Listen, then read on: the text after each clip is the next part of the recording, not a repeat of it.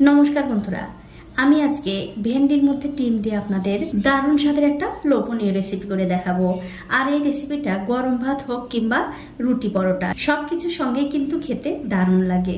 তো রেসিপিটা করার জন্য দেখতে পাচ্ছেন এখানে আমি কিছু ভেন্ডি কেটে ধুয়ে পরিষ্কার করে নিয়েছি। আমি কিন্তু আর ছোট ছোট টুকরো করব না, এইরকম করেই কিন্তু রেখে দেবো। আর তার সাথে নিয়েছি দুটো ডিম।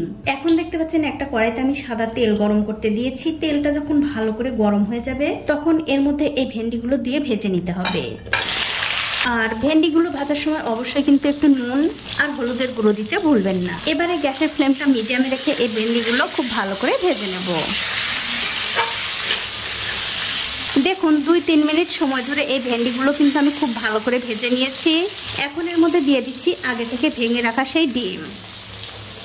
এবারে ডিমের সঙ্গে এই ভেন্ডিগুলো আবারও একটু ভালো করে ভেজে নিতে হবে। আর আমার এই চ্যানেলটি যে সকল বন্ধুরা সাবস্ক্রাইব করেছেন তাদেরকে অনেক ধন্যবাদ। আর যারা সাবস্ক্রাইব করেননি তাদেরকে সাবস্ক্রাইব করে নেওয়ার অনুরোধ রইল।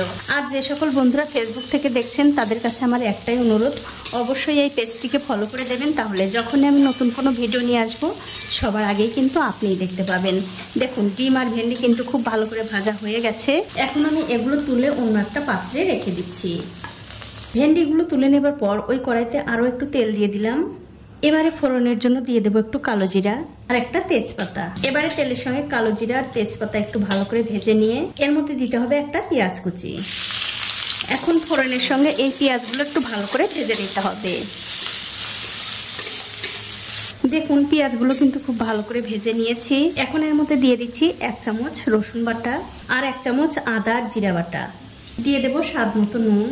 এখন এর মধ্যে সামান্য একটু জল দিয়ে এই মশলাটা একটু ভালো করে কষিয়ে নিতে হবে। দেখুন আদা রসুন কিন্তু খুব ভালো করে কষিয়ে নিয়েছি। এখন এর মধ্যে দিয়ে দিচ্ছি হলুদের গুঁড়ো, লঙ্কার গুঁড়ো আর ধনিয়ার গুঁড়ো। তারপর এর মধ্যে আবারও একটু জল দিয়ে এই মশলাটা আবারও খুব ভালো করে কষিয়ে নিতে হবে। দেখুন 2-3 মিনিট সময় ধরে এই মশলাটা কিন্তু আমি আবার খুব ভালো করে কষিয়ে নিয়েছি। আর দেখতেই পাচ্ছেন মশলা থেকে কিন্তু তেলও ছাড়তে শুরু করেছে, তার মানে এই মশলাটা ভালো করে কষানো হয়ে গেছে। এখন আমি এর মধ্যে দিয়ে দিচ্ছি আগে থেকে ভেজে রাখা ভেন্ডি আর ডিম। এবারে এই মশলার সঙ্গে ভেন্ডি আর ডিমটা ভালো করে মিশিয়ে দিতে হবে। যখন দেখবেন ভালো করে মেশানো হয়ে গেছে তখন গ্যাসের ফ্লেমটা বাড়িয়ে দিয়ে এর মধ্যে দিয়ে দিতে হবে অল্প একটু জল। খুব একটা বেশি জল কিন্তু বন্ধুরা দেওয়া যাবে না, তার কারণ ভেন্ডিগুলো কিন্তু আমি আগে থেকে একটু ভেজে নিয়েছি, সেদ্ধ কিন্তু প্রায় অর্ধেকটা হয়েই গেছে। এখন আমি জলের সঙ্গে এই ডিম আর ভেন্ডিটা ভালো করে মিশিয়ে দিয়ে 3 থেকে 4 মিনিট রান্না করে নেব।